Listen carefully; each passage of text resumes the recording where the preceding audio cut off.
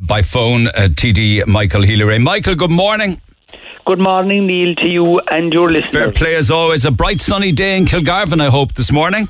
It is. It's a good morning here, and all as well as it can be in the county of Kerry. Well, can I just say, on behalf of all Corkonians, to you and indeed to Josepha Madigan, thank you so much for a welcome distraction from the coronavirus. You don't really care about anything, but the minute she turned her sights on the Kerryman newspaper, you weren't having any of that. Well, no, I care about everything, but can I just, before we start saying anything, could I just preface my remarks by saying I've nothing but the utmost of personal high regard for Minister Josepha Madigan. She's a very nice lady. I like her a lot. A very good and able politician. So I want to start out by saying that before I say anything. But do you think if she could have her time over, she'd try and reverse out of this? Well, I suppose the term, when you're in a hole, please stop digging, comes to mind. And anybody that never made a mistake, never made anything and all of that. But you can do an awful lot of good things. You can be a very good politician. But she and I and everybody has no monopoly on being right. And I think she's got it wrong on this occasion. And I just want to point that out because I want to give you a couple of analogies, right? She has said that the Kerryman newspaper should consider its position and consider changing its name, for instance, to the Kerry people. And in other words, that it's insulting or derogatory to women. Now, I'd love to know where all of these women and ladies are who are insulted by terms that we use, because I don't come across them. Now, the women that I know are far too intelligent to look at the Kerryman newspaper and say, well, it's there since 1904, and, they should really give up that stupid name, because it's an awful name to call a thing the Kerryman. I mean, how wrong could she be? The Kerryman newspaper is a brand, a respectable, highly regarded brand. We like it, we adore it, it's part of our lives. And why should we have to go change it now, just because a minister that really should be concentrating on her efforts? What's really shocking to me is that a minister will be using valuable time out of her day. We've only so many minutes from once you get up in the morning to go to bed at night to do your work, right? Must be a quiet day in the department, do you think? To be honest, there are so many. We're in the middle of a global pandemic. We've economic, we've educational, we've every type of problem to deal with. And at the same time, unfortunately, Josepha thinks it's a good idea because to go tackling this, what she calls issues with regard to, we'll call it gender, and that there should be no more such thing as a chairman or a coherlic with the count caller of the Dáil. The Kerryman newspaper should go, of course. But can I give her other... A Woman's Way now, apparently. Woman's Way magazine has come into the next thing. My late mother, who I adored, she used to read Woman's Weekly, Woman's Way. I suppose, are they wrong? The Isle of Man, of course, they'll have to really consider their opinion. And should they call themselves the Isle of Woman or the Isle of Person? Manchester United is another big problem to us all at the moment. Should it be Persons United or Women United? Or I see the papers this morning suggesting it might be Person-Chester United. Well, yes, but that's actually what I'm thinking. It should be Person. But what would we do with the poor old taxman? But this is it. The taxman should be the tax person. And then, of course, we have a place in Kerry, which is a beautiful place of great renowned, worldwide renowned, and it's called Ladies' View. Now, should we call it Person's View? I said yesterday, every road and street in the country, we have a manhole on the ground. Now, should we be looking at those and saying, come out here, lads, we must lift this person's hole and we must do an inspection to see what's underneath it?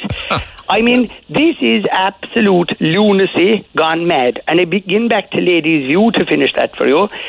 Should we call it Bull's View, Man's View, Person's View, People's View?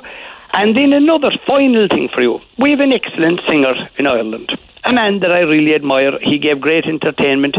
I've heard his tapes and CDs and all that. I never had the pleasure of going to one of his concerts. And that is Chris de Burgh, a great man. Yeah. One of the funniest, entertaining songs that he ever, did, in my humble opinion, is Patricia the Stripper, right? Now, that's a very entertaining and very funny song to listen to. You'd laugh like if you were listening to it. Now, if we were to take our political correctness to its full extent, you or I or nobody else, number one, we shouldn't listen to it. Number two, if we heard it when we're finished, we should be saying, oh my goodness, that's so degrading to women, to be singing that song. It's an awful song to sing. But the truth is, it's a bit of a laugh.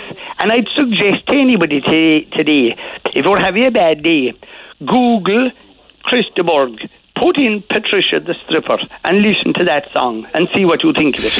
And it'll be a laugh, it'll be a bit of entertainment, but I'm sure that Minister Madigan, if she was to hear it today, she'd say it should be actually banned, the same as they decided to ban the Taylor and Nancy's book by Eric Cross many, many years ago. The Shannon, in their infinite wisdom, thought it was a good idea to ban that book. So sometimes politicians really dig a hole. For God's sake, my message to Josephine Madigan and to every other politician in government, go away and do what I'm doing today. Deal with real people with real problems that really need your help and assistance now. That's what I and she and others get paid to do, and not to be wasting time with this type of nonsense. Yeah, but she says it's not a trivial. She says it's not a trivial issue to her, and for the record, she says it's not about the Kerryman newspaper. She says it's about balancing society. Maybe there are women who feel that they should not be brought under the umbrella of the term man in any way, shape, or form. And that we're correcting other aspects of life. Of course, history is being corrected, and the slave trade is being talked about an awful lot, and statues and issues like that. And this is just another thing that maybe needs a bit of a rebalance. No, but Neil, I'd love to know where these women are, because I don't meet women that say to me that I feel bad or I feel done by because we're calling the taxman, and that we call the Kerryman newspaper the Kerryman. I don't hear women going around saying, well, that's my big... The women that I'm dealing with, they're worried about their budgets, they're worried about education for their families and their children, they're worried about a thing called living their lives today, and they're not worried about side distractions like this. And again, it comes back to political correctness gone mad. And where are we actually going to finish with this? Because there's another thing that I want to talk to you about. Words that we use in the language that we're perfectly entitled to. And I'll tell you something now that might shock you, and as you know, I don't use bad language, so don't think I am. Yeah. I want to speak to you about bitches, right? We have an awful lot of bitches in Ireland, right? Now, somebody might say, isn't that an awful word to use on your radio program? But it's not, because a bitch is a woman dog, right?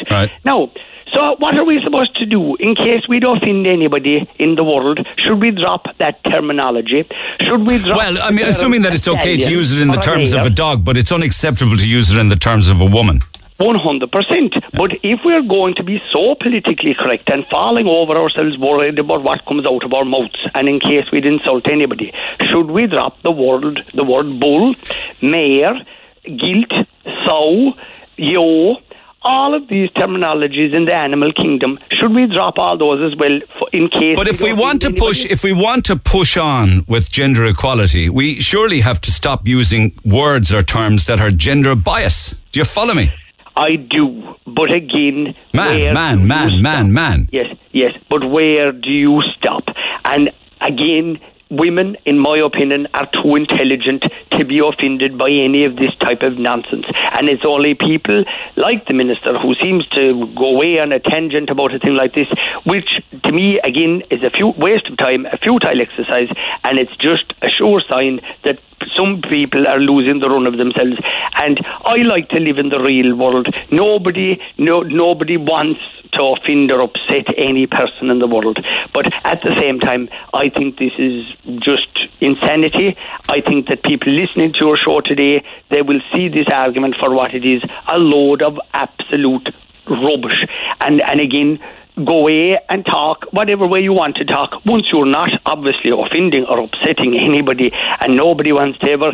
I have a motto in life: don't ever try to put somebody else down to put yourself up, and people should be kind to people in the best way they can, but using ordinary words at ordinary times, there's nothing in the world wrong with that. And if that means calling the taxman, there is nothing wrong with that. That's not upsetting. But it's not a man. You could be dealing with a female official. How would she feel like? But I've often sat outside at a meeting where a lady would be chairing, and if you forgot yourself, rather than saying chairperson, you might actually put up your hand and say, chairman, and like you could be actually looking at a lady. That lady would not be offended because they'd know. But the time will come when you'll come across a lady who will be offended and she will correct you. If she will, I wouldn't be long telling her, for God's sake, don't get too worried about it because I don't mean anything insulting by it. Can I tell you one thing that I really thought was awful offensive to women though? I really believe this in my heart and soul. I thought it was one of the most rudest things that was ever done, and it was done by government. And that was this whole thing of gender balance in running for elections.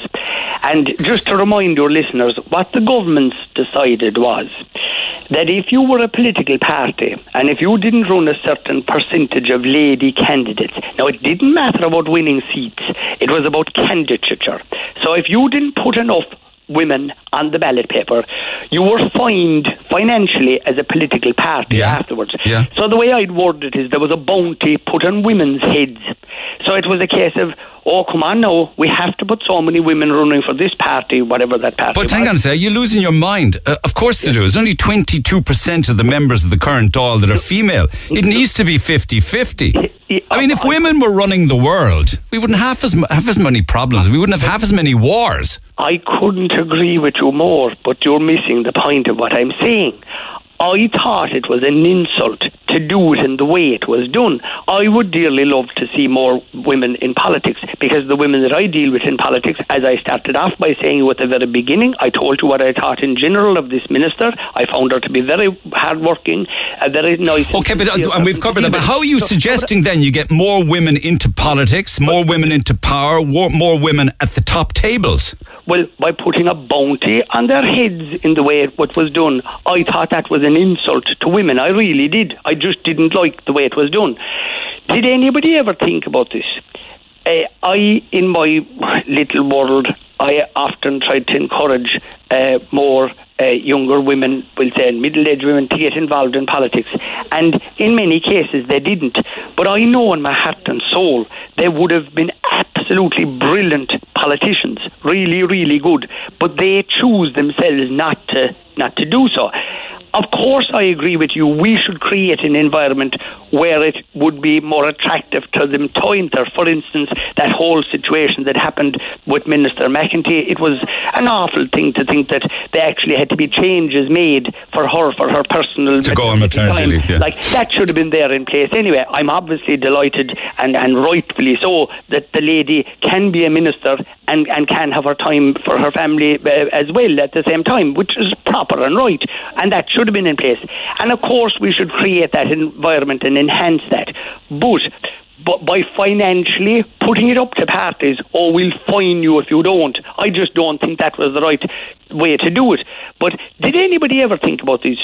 That the reason that women as a rule maybe mightn't go into politics, maybe that they're just too intelligent for it, maybe that they don't want to be involved in what the rest of us are stuck in every day of the week.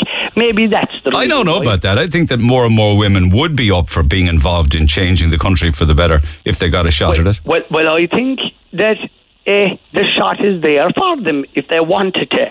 Do I think they would be good? I don't actually think they would be good. I think they would be brilliant. All right, well, thank God for that. No, but the ones that I have seen, just go back. Like, I mean, I could even talk about County Kerry in my head, in my memory. I can remember, start off now with county councils, I can remember great ladies. Everybody, for example, if you don't mind me just give you an example, because it jumps into my head and it is right to be respectful to the dead. Everybody remembers Dick Spring because he was tarnished and he was a great man and a good man for Kerry and for Ireland. But I remember his sister, the late Maeve Spring, who was an excellent county councillor.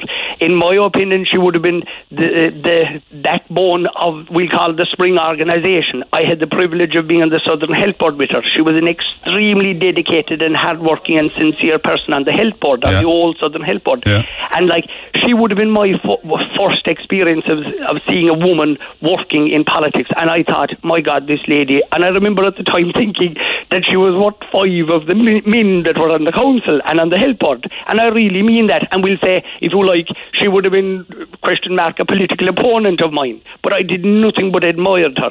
And so, like, there was people like her that I saw in action and that I really thought, God, you know, these people have it together. So, of course, I'd be delighted if more women got involved. And I'd say to young people today, I go to schools a lot when it was allowable to do so. And I'd always say to young boys and girls, to encourage them to be interested in locally what was going on around them. And I would always hope that maybe the girls would, sort of realise that, this is not a men's domain, a men's club, because it shouldn't be. Why the hell should it be? And of course, should it be 50%? Of course it should. But I would love to see it happen naturally, not by financial incentives or penalties being imposed on parties that they'd go at it just because of finance. Okay, I think actually just to wrap up, I think you have the Kerryman newspaper, we have the Corkman newspaper. I think that's still in public. You're outrageous as well, sure, for God's sake. So I wonder, is a suggestion that should also... Where are you going with it, like? It's so outrageous. The Cork Person newspaper, I wonder how they feel about it.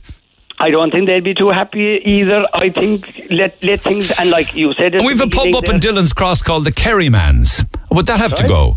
Oh, sure, of course it would. And like we said, Women's Weekly would have to go. Ladies' View would have to go.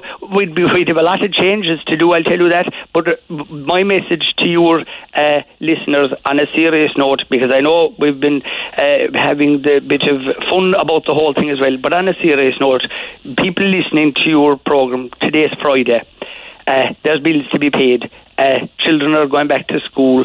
Parents are trying to provide for their homes, and in tough times of trying to live on the pandemic payment, or indeed people have slipped through the net and they're not working, and they might find it hard to get rights and entitlements paid to them. To those people, I would say this is a very serious time in Irish politics and in our history, and for a government minister to be wasting your time, because the same as me, I'm a servant for the people that elected me and the people that didn't vote for me and the people around the country. I'm your servant. That's it. So are the ministers, and they should be treating that responsibility very seriously and not wasting your time, my time, or the people's time by going on with this type of balderdash and nonsense, which is beyond belief. And that's my humble opinion. I've no monopoly in being right, but it's my opinion, and I'm entitled to that. Much obliged to you as always, Michael Healy Rae. As always, Michael Healy Rae.